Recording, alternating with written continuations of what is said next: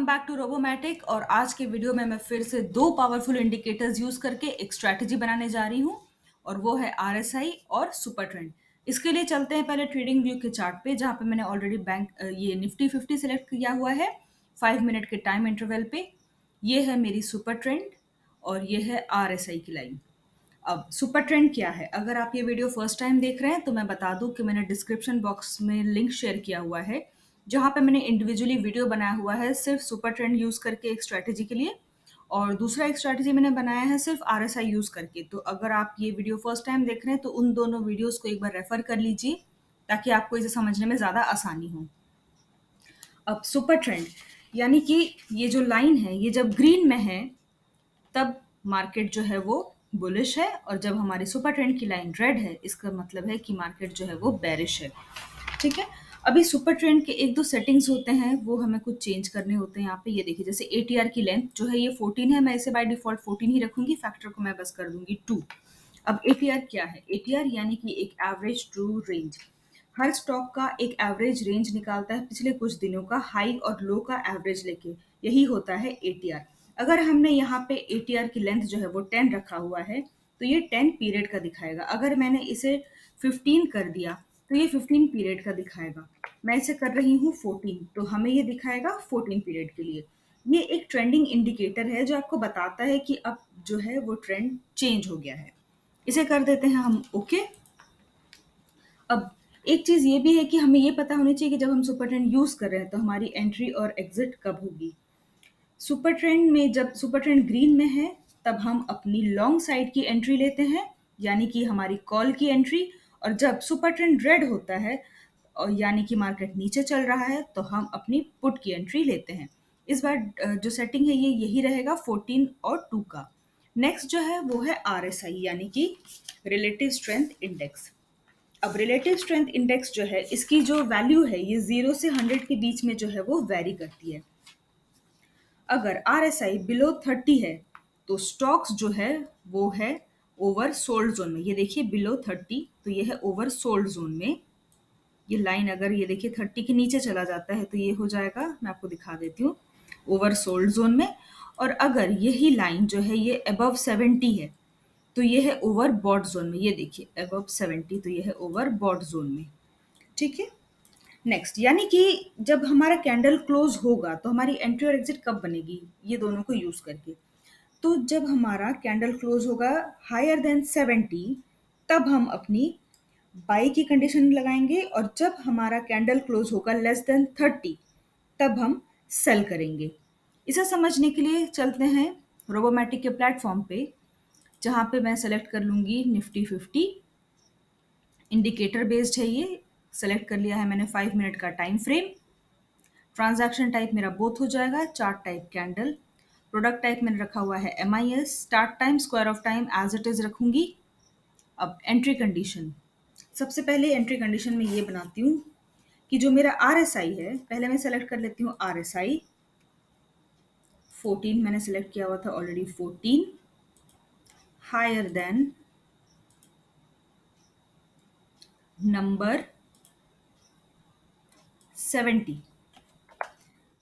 कुछ लोग इस वैल्यू को जो है 60 भी रखते हैं, 80 भी रखते हैं। 80 थोड़ा सा अनरियलिस्टिक हो जाता है, इसलिए 70 या 60 ही रखना बेहतर होगा। यहाँ पे मैं RSI में एक सेटिंग चेंज करना बताना भूल गई। ये देखिए, जहाँ पे इसमें जाके यहाँ पे RSI है, RSI बेस्ड MA है, अपर बॉलिंगर, ये सब की ज़रूरत नहीं है हमें। RSI अपर बैंड यानी कि ओवर बॉट जोन, इसकी भी लाइन की ज़रूरत नहीं पड़ती। RSI लोअर बैंड यानी कि ओवर सोल्ड जोन, इसे हमने कर दिया है ओके। ये बाकी आप अनटिक कर सकते हैं क्योंकि हमें इससे ज़्यादा की रिक्वायरमेंट फिलहाल इस स्ट्रैटेजी के लिए नहीं है।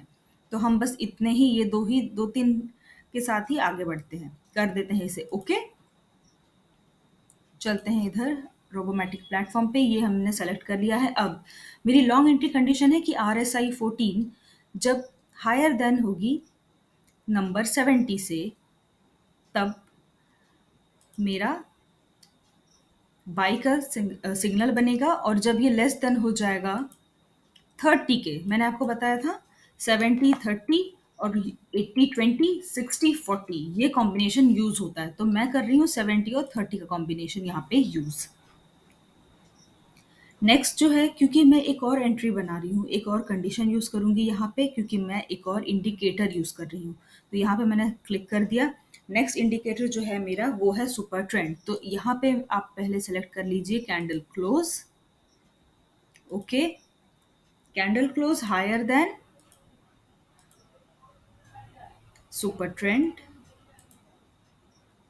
जिसकी वैल्यू मैंने ट्रेडिंग व्यू के चार्ट पे लिया था 14 और 2 का। यहाँ भी मैं एज इट इज सेम ही रखूंगी। और इसका ठीक यहाँ अपने आप आ गया है शॉर्ट एंट्री कंडीशन। एक चीज ध्यान रखिएगा, जब आप यहाँ पे आर एस आई का लॉन्ग एंट्री बना रहे हैं तो बाय डिफॉल्ट ही अपने आप शॉर्ट एंट्री कंडीशन ले लेता है। बट यहाँ पे भी ये बाय डिफॉल्ट 70 लेता है, तो इसलिए मेक श्योर कीजिए कि आप इसे चेंज करके 30 कीजिएगा। अब बाकी के चेंजेस देखते हैं। कुछ लोग बोलते हैं कि मैम हमें यहाँ पे एटीएम, आईटीएम, ओटीएम कहाँ है? तो ये देखिए, यहाँ पे आप इसे स्क्रॉल कीजिए टुवर्ड्स राइट।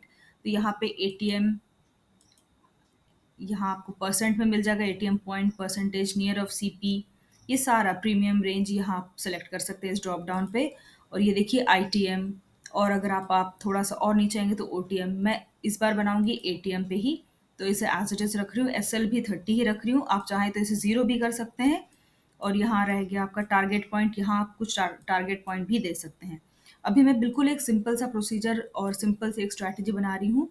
ज़्यादा चेंजेस कुछ नहीं कर रही मैं इसमें, एज इट इज़ ही रहेगा सेम। एस एल 30% और एटीएम पे मैक्स ट्रेड साइकिल में कर देती हूँ 5। No trade after 1550, no trailing. Strategy का नाम रख देते हैं R S I super trend. कर देते हैं इसे क्रिएट। एक बार स्ट्रैटेजी जब क्रिएट हो गई तो ये दिखेगा हमें माई स्ट्रैटेजी के अंदर। ये देखिए, माई स्ट्रैटेजी के अंदर हमारी ये जो है बन चुकी है are S I super trend नाम से। अब आप चाहें तो इसे डिप्लॉय कर सकते हैं। डिप्लॉय करते वक्त आपको यहाँ पर अपना ब्रोकर सेलेक्ट करना होगा। आप चाहें तो इसे लाइव पे डिप्लॉय कीजिए या फिर पेपर ट्रेड पे। क्वांटिटी मल्टीप्लायर यानी कि आपका जो है लॉट साइज, आप इसे बढ़ा भी सकते हैं। यहाँ पे मैक्सिमम प्रॉफिट इन अमाउंट आपको डालना होगा, maximum loss in amount, max trade आप यहाँ पे भी चेंजेस कर सकते हैं। उसके बाद आपको करना होगा इसे deploy, accept terms and conditions करके। मैं इसे अभी करूँगी पहले बैक टेस्ट। किसी भी स्ट्रैटेजी को बैक टेस्ट करना बहुत इंपॉर्टेंट है। बिना बैक टेस्ट के किसी भी स्ट्रैटेजी को अगर आप डिप्लॉय कर देते हैं लाइव पे, तो हो सकता है आपको उतने अच्छे रिजल्ट ना मिले, क्योंकि आप जितनी बार बैक टेस्ट करेंगे आपको पता चलेगा कि आप कैसे अपनी स्ट्रैटेजी को और बेहतर बना सकते हैं। आपको यूज़ करना होगा अलग अलग तरह के परम्यूटेशन कॉम्बिनेशन, तब आपको बेहतर रिजल्ट मिलेगा, जिसके लिए आपको करना होगा बैक टेस्ट। कर देते हैं इसे हम रन। देखते हैं हमें कैसा रिजल्ट आता है। बिना बैक टेस्ट किए किसी भी स्ट्रैटेजी को प्लीज़ डिप्लॉय ना करें। ये देखिए, आ गया हमारा रिजल्ट यहाँ पे बैक टेस्ट का बड़ी ही जल्दी। ट्रेडिंग डेज है इसका 378। मैंने ऑलमोस्ट 2 साल का डेटा यूज़ किया हुआ है यहाँ पे। ये देखिए टाइम फ्रेम। तो ये देखिए काफ़ी अच्छा रिजल्ट है इसका। यहाँ अगर आप देखेंगे तो आपको यहाँ पे दिखाएगा ये ईयरली और मंथली ब्रेकअप। ट्रांजैक्शन डिटेल्स में देखिए, ये आपको पूरा एंट्री टाइम, एग्जिट टाइम, पूरे अच्छे से आपको ये डे वाइज सब कुछ दिखाएगा। ये देखिए, बहुत इजी टू अंडरस्टैंड है और बहुत ही इजी टू यूज़ प्लेटफॉर्म। एक बार हम इसे एक और टाइम फ्रेम पे भी चेक कर लेते हैं। यहाँ पे 5 मिनट की जगह हम एक बार इसे चेक करते हैं 10 मिनट पे। देखते हैं इसमें क्या रिजल्ट आता है। आप अगली बार जब भी बैक टेस्ट करें तो एक अलग अलग टाइम फ्रेम पे चेक कीजिए। कभी एस एल लगाइए, कभी एस एल कम कीजिए, बढ़ाइए। इस तरह से आप अपने स्ट्रैटेजी को और बेहतर बना सकते हैं। इसमें हमें मिला है 10.6 के। हमें बेहतर रिजल्ट मिला था 5 मिनट के टाइम इंटरवल पे। एक बार 3 मिनट पे भी इसे चेक कर लेते हैं। देखते हैं 3 मिनट पे कैसा रिजल्ट मिलता है हमें। 5 मिनट पे हमें बेहतर रिजल्ट मिले थे 10 के कंपैरिजन में। अब जितना ज़्यादा यहाँ पे टाइम फ्रेम सेलेक्ट करेंगे, थोड़ा सा टाइम लगता है लोड होने में, इतना सारा डेटा। ये देखिए 60.1 के, और हमें जब हमने 5 मिनट पे किया था 68 पॉइंट समथिंग मिला था। तो बेटर है कि आप इसे 5 मिनट के टाइम इंटरवल पे ही कीजिए। आप इसे 1 मिनट, 30 मिनट, 60 मिनट अलग अलग टाइम फ्रेम पे चेक कीजिए। और जैसे कि मैंने आपको बताया, कभी आप टारगेट रखिए, कभी आप एसएल रखिए, कभी आप हटाइए। इस तरह से अलग-अलग आप एक्सपेरिमेंट करके थोड़ा-सा अपनी स्ट्रैटेजी को और बेहतर बना सकते हैं। आई होप आपको ये वीडियो पसंद आया होगा। See you in the next video. Thank you.